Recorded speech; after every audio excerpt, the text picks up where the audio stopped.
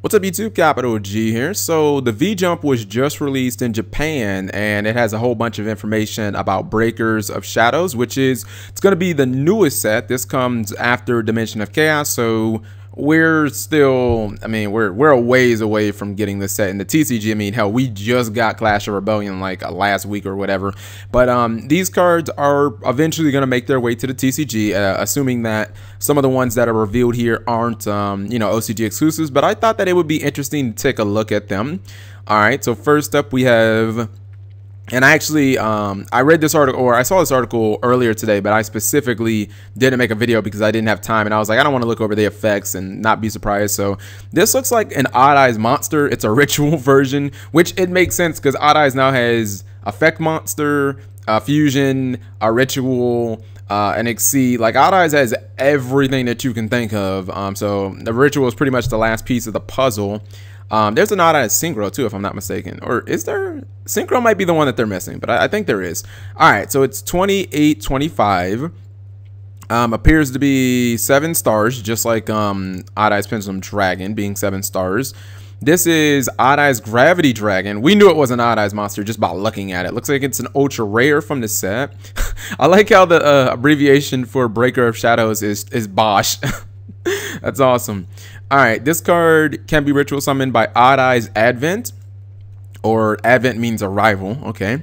You can only use the one effect of Odd Eyes Gravity Dragon once per turn. One effect is when this card is special summoned, you can return all spell/trap cards your opponent controls to the hand. Your opponent cannot activate cards or effects in response to this activation. Oh, that's not bad. It's like a one-sided giant Trunade that can't be responded to. I'm automatically going to say it would have been better had it been the entire field. It would have been like Trevor, basically. Well, Trevor's all cards, but being able to just use giant Trunade at any time is good. This is a one-sided one, but the fact that even though you only get to spin your opponent's back row, the fact that they can't respond to it is really, really good. So I could see game-ending pushes with this card, like really, it seems really easy, especially considering you can't like effect veiler it or anything. You can't do anything to respond to it. Effect number 2, your opponent cannot activate cards except by paying 500 light point. Oh, that is wow. They're really building that into cards now. The effect of it just burns you anytime your opponent wants to do something. That's legitimate, man.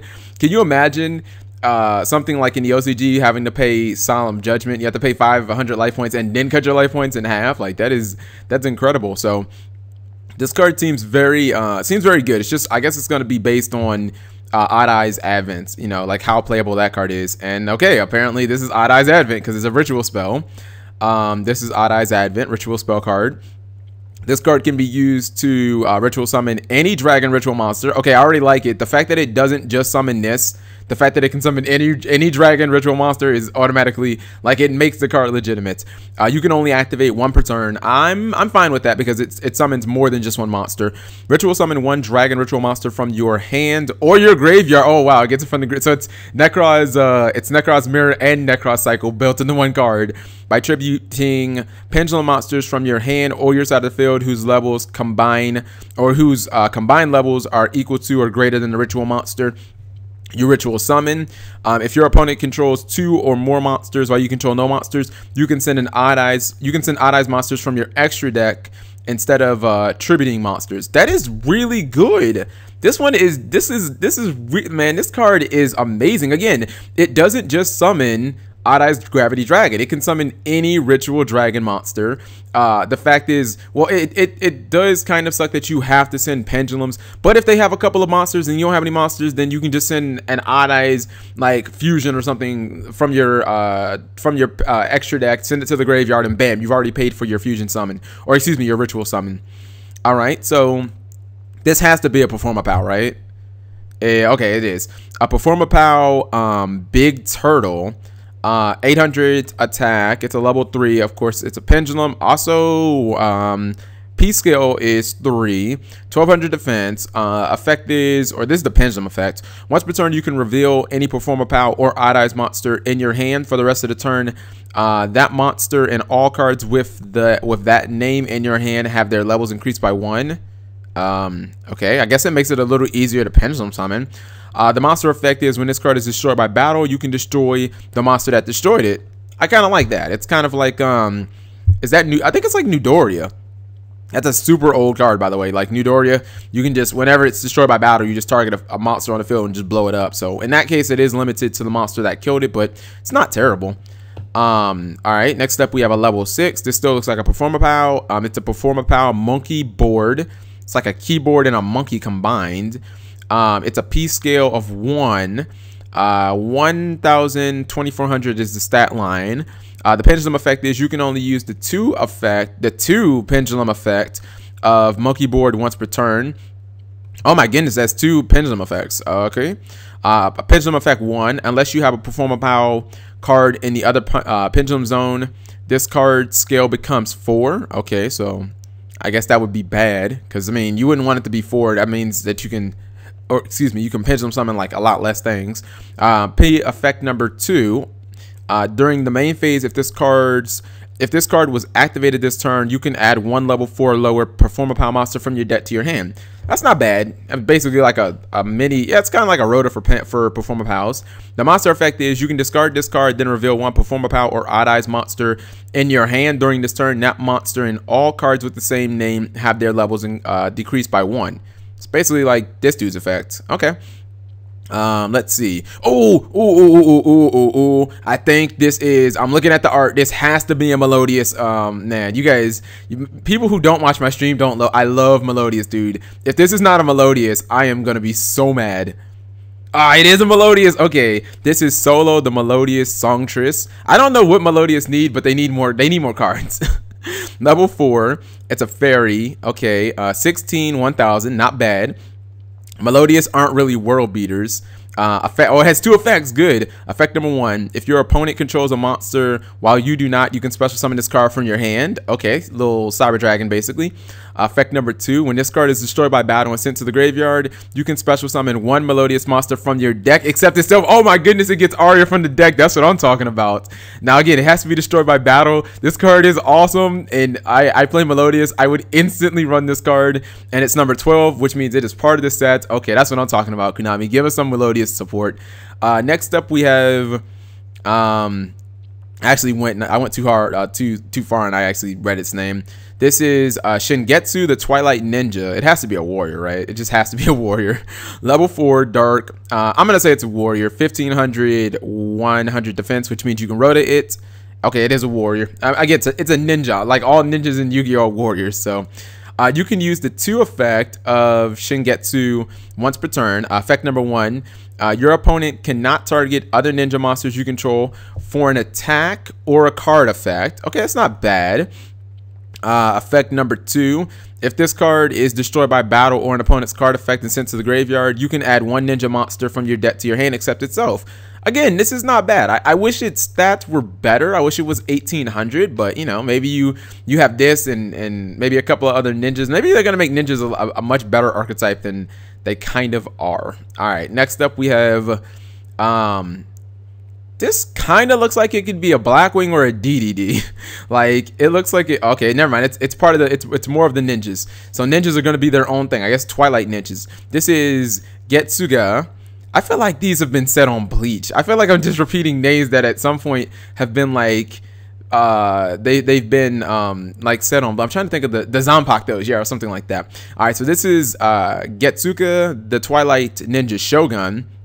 Level 8, 2000 attack, 3000 defense. Stat line is a little underpowered. You can tribute summon this card by tributing 1 ninja. It's not bad.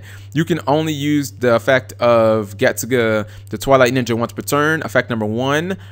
If this card is in face-up attack position, you can target 2 ninjas in your graveyard, except this one. Change this card to defense, and if you do special summon, okay, that's pretty good then.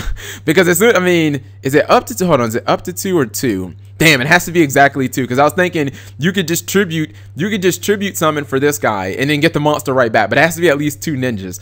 The fact that he goes into defense mode is legitimate because 3000 ass is pretty big, so that's a pretty good effect. And again, it doesn't really cost you anything. This looks like it could be a super heavy samurai, or it could be part of the ninjas. I don't know. This is a super heavy samurai. Obviously it's going to be a warrior. Is it? No, it's a machine. Oh my, that's right. Super heavy samurai machines. Oh my god, I'm lunching. It's Earth level 1, P scale is 8, 300, 500 is the stat line. The pendulum effect says unless you have no spell or trap cards in your graveyard, this card's P scale becomes 4. Effect number 2, that's also a pendulum effect. Once per turn, when a super heavy samurai monster you control destroys an opponent's monster by battle, you can have the attacking monster get another attack in a row. Okay, that's not bad. The monster effect is this card is always treated as a super heavy samurai card. You can use the monster effect of a super heavy samurai General Sango, who, by the way, it just dawned on me, I totally didn't say his name. The name is General Sango. You can only use it once per turn. If you have no spell or trap cards in your graveyard, you can tribute up to 2 super heavy samurai monsters. Draw cards equal to the number of monsters you tributed. Okay, I can't really give a full-fledged opinion on this. I'm not super familiar with super heavy samurais. I played them a couple of times on stream, but I don't really feel comfortable like talking about them and like saying this card's great, this card's awful. And it looks like, okay, so it's only one more super heavy samurai. This is General Heisai. I think it's Heisai. Oh my goodness, so many stars, right? And it's blurry. I can't even, is that 9 stars maybe? It's 8 stars. Okay, it's 8 stars. 1800, 2800, P scale 1. With samurais, with super heavy samurais, the attacks usually isn't that important because a lot of times they can attack while in defense mode. Let's see. You cannot pendulum summon monsters except super heavy samurais, and it can't be negated. Once per turn, you can target a super heavy samurai monster you control. It gains 1 level. It makes it kind of cool for synchro summoning. Those are the pendulum effects. Monster effect. This card is always treated as a super heavy samurai card. You can tribute summon this card by tributing 1 super heavy samurai monster. If this card is normal or special summon, you can change its battle position. Again, put it in defense mode where it feels most comfortable.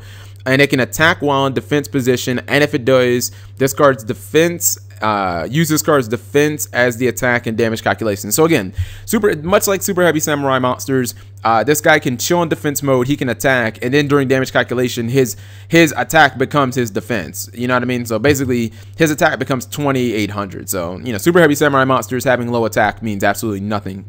All right, next up we have, can't get a good read on this card. I don't know if this is like a spirit or what. Artwork is badass. Almost looks like it could be a samurai vampire or something. This is Yotu Shiranai. I probably butchered that. It is a zombie. Okay, we were close when I said a vampire. All vampires are zombies. It's a level 2 fire zombie, and it's a tuner. You don't see many fire zombies in Yu-Gi-Oh. 800 attack, 0 defense.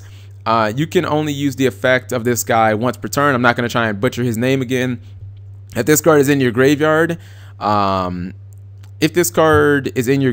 except during the turn that it was sent to the graveyard, you can target 1 non-tuner zombie monster in your graveyard, banish both that target and this card, and if you do, special summon 1 zombie synchro monster from your deck whose level is the same as the combined. Okay, so it basically is... Huh, that's cool. So it basically is a way of synchro summoning, but from the graveyard. This thing might replace Plague Spreader. You know what I mean? Like, you just banish it and you don't have to use a card or anything. You just banish it and like another random zombie and you get to basically synchro summon. All right, and I guess this is what it's supposed to be used with. Again, you can kind of see that it's like some samurai. Maybe this is the spirit. It looks like this is that card. So, okay. We got a 6-star. Give me 2400 attack, Konami. Oh, you gave me 25. I'm with you, bro. I'm with you. All right, so it's a zombie. It's obviously a fire. It's a synchro. 2500, 0 defense. Don't care that it has 0 defense. That's pretty normal with zombies. It can only be summoned by having a bunch of zombies, a zombie tuner and a non-zombie monster. So basically, this is specifically for zombies. You can special summon. This is called... oh my goodness, Katanagami Shinruni or Shimrunai. Again, I know I'm killing this name. Let's see. You can only summon this card, or you can only special summon this card once per turn. Once per turn during either player's turn. That's a quick effect. You can target 1 of your banished zombie monsters, shuffle it into the deck, and if you do, change all monsters your opponent controls whose attack is lower or equal to the attack of that monster to defense position. Okay, that's kind of okay. I mean, I guess it kind of stops attacks or whatever. Yeah, so if you have a really big zombie monster in your graveyard and it's banished, because maybe you used it for this guy, basically you can banish it and kind of like take one of your opponent's monsters that has less attack than it, switch it to defense position. Effect number 2, if this card is banished, you can target one monster your opponent controls. It loses 500 attack. Okay, this card isn't bad. I don't think the effects are great. I like the stat line. I more or less like this card. I just like the utility of being able to synchro summon using things that are only in my graveyard. So this card seems like more of a probably going to be just a generic beat stick. Okay, then they're talking about Burning Abyss cards. All right, and this is just talking about the Burning Abyss stuff that's coming to the TCG finally, or excuse me, the OCG, because I mean we've had Burning Abyss for a whole year now, and then looks like there's more stuff with the advent of the True Monarch deck. Let's see how many. Okay, so there's 2 cards to talk about. We already knew about this one. I think we did anyways. No, I don't think we actually did. This is Aether the Heaven Monarch. I don't think we actually did talk about this card. It's a level 8. It's a fairy, 2800, 1000 defense. Those are pretty much standard Monarch, Mega Monarch stats and whatnot. You contribute summon this card by attributing one tribute summoned monster. If this card is tributed, you can send 2 different Monarch spell or trap cards from your hand or deck to the graveyard. If you do special summon from your deck one monster with 2400 or higher attack but 1000 defense, but return it during the end phase. Return it to your hand during the end phase. Okay, so potential. I mean, it seems like you could just get another copy of this, couldn't you? It has 2400. It has 24 more 100 attack and 1000 defense. So like OTK potential, maybe that'd be 5600 damage. Effect number 2: if this card is in your hand during your opponent's main phase, you can banish one Monarch spell or trap card in your graveyard immediately after this card resolves. Tribute summon this card. Oh, okay, that's not bad. That's not bad. It's interesting to see how they're trying to make these new Monarchs work. They seem to be about kind of like the old, or kind of like the Mega Monarchs. So yeah, I think the card we talked about was this guy. So this is another one. Looks like you're gonna have 2 ultra rares in this structure deck. We have another monster. This is Idea of the Heaven Knight. It's a level 1 warrior, so you can search it by Rhoda. It's also light, 800 attack, 1000 defense. You can only use each effect once per turn. Effect number 1: if this card is normal or special summoned, you can activate this effect. You cannot special summon from your extra deck for the rest of the turn. Also special summon from your deck one monster with 800 attack and 1000 defense except itself. Okay, so I mean, I guess like this card's going to be dependent on what its card pool is. Like, what can it get other? I mean, if it can't get itself, then I mean, I'm wondering what else it can really get. It's not a bad effect at all. The fact that you can't summon monsters from the extra deck is irrelevant in Monarchs. Effect number 2: if this card is sent to the graveyard, you can target one of your banished Monarch spell or trap cards, add it to the hand. That seems really good. And looks like this card is actually the 2 really big Monarchs, this one and that one, kind of combined in one. Also, they're going for like a chaos theme with Monarchs. This is Pandeity Monarchs. It's a normal spell card. You can only use the 2 effect once per turn. The 1 effect says send one Monarch spell or trap card from your hand to the graveyard, draw 2 cards. Okay, Destiny draw. I like that. Yeah, that's to me, that seems pretty much like Destiny draw. Effect number 2: you can banish this card from your graveyard, reveal 3 Monarch spell or trap cards from your deck, and have your opponent choose one of them and add it to the hand. Shuffle the others back. Wow, this is good. This is so good. That's like a watered down painful choice. Oh my god, dude, that is so good, because it's like you're already gonna load your graveyard up with Monarch spells and traps when you use this card. Wow, this card, I don't know how good all the Monarch spells and traps are gonna be, but this one's good. This one is definitely good. It's a Destiny draw that also works from the graveyard and is a mini painful choice. So let me know what you guys think. I'm thinking that it's the new Monarch stuff seems interesting. I'm liking so far where they're going with this new set. Especially, I have to say, my favorite card automatically is anything related to Melodious. So anyways, I know this video has been long. Thank you guys for watching as always.